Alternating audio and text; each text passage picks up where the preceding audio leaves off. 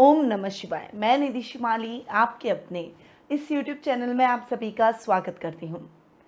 भगवान शिव के 19 अवतार हुए हैं, परंतु आपको पता है कि भगवान शिव का वीरभद्र अवतार क्यों उत्पन्न हुआ, उसका क्या उद्देश्य था।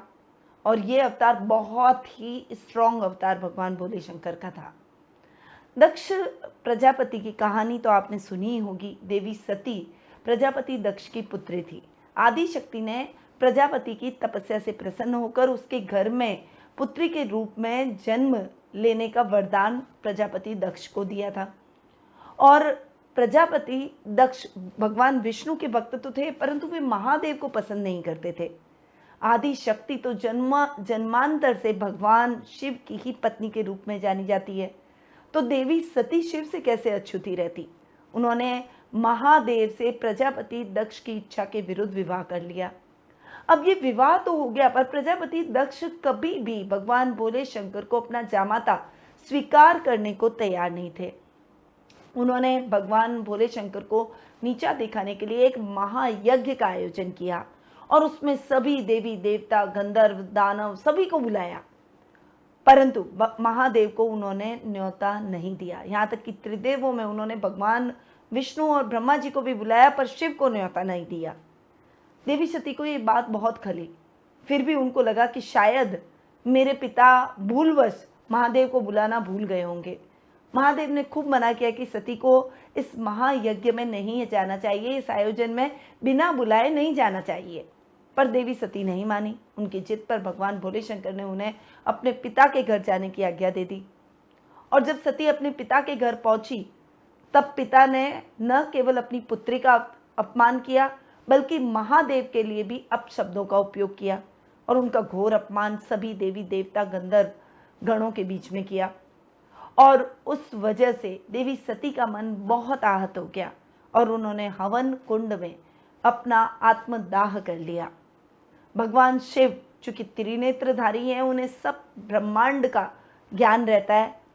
उन्हें बहुत क्रोध आया और उन्होंने अपने सर की जटा निकालकर धरती पर फेंकी, जिससे वीरभद्र का अवतार उत्पन्न हुआ। उस वीरभद्र को उन्होंने आज्ञा दी कि वे दक्ष के यज्ञ में जाकर दक्ष का सर काट कर ले आए।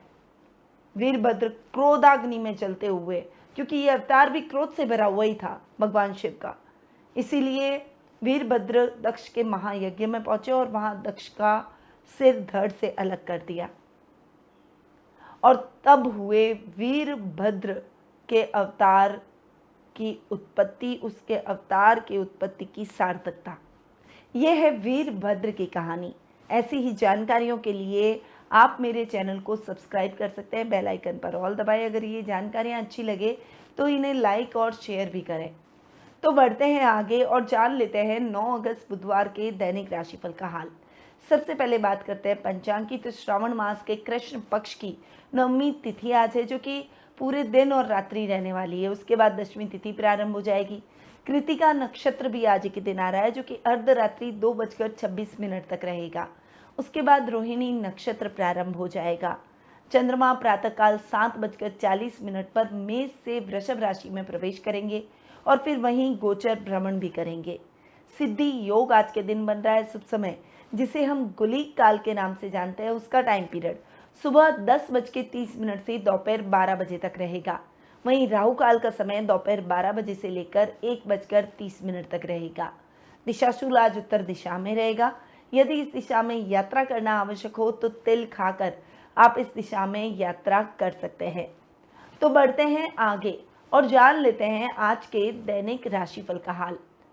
सबसे पहले मैं आपको बता दूं कि बुधवार का दिन है, तो कुछ ऐसे राशिगत उपाय मैं आपको बताऊंगी जो कि आपके धन प्राप्ति में सहायक साबित होंगे। तो वीडियो के अंत तक मेरे साथ बने रहिए और इन उपायों को अपने जीवन में जरूर कीजिए।